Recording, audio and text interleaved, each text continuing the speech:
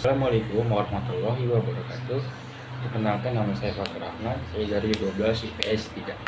Saya di sini ingin menjelaskan tentang materi mengenai bab 2, hakikat perlindungan dan penegakan hukum. Perlindungan penegakan hukum ialah upaya yang dilakukan secara sadar oleh setiap orang maupun lembaga pemerintah dan swasta yang bertujuan mengusahakan pengamanan, penguasaan, dan pemenuhan kesejahteraan hidup sesuai dengan hak asasi yang ada. Suatu perlindungan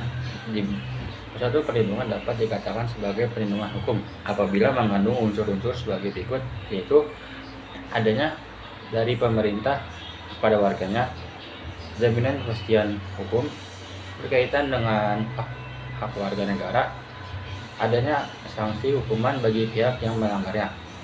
Perlindungan hukum terhadap konsumen diatur dalam Undang-Undang RI Nomor 8 Tahun 1999 tentang Perlindungan Konsumen.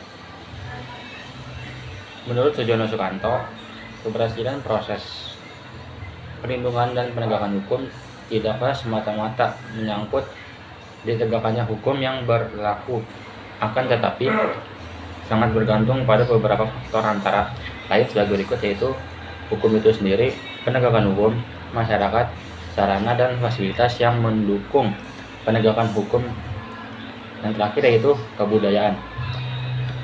Peran Kejaksaan Republik Indonesia di bidang pidana apa aja sih?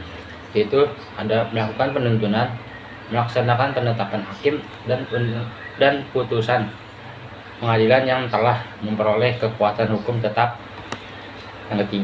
Yang ketiga melakukan pengawasan terhadap pelaksanaan putusan pidana bersyarat, putusan pidana pengawasan, dan keputusan bersyarat.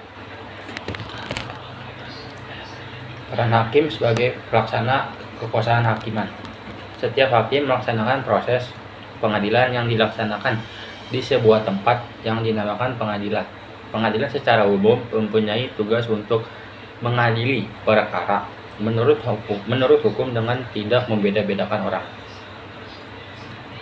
Peran advokat dalam penegakan hukum.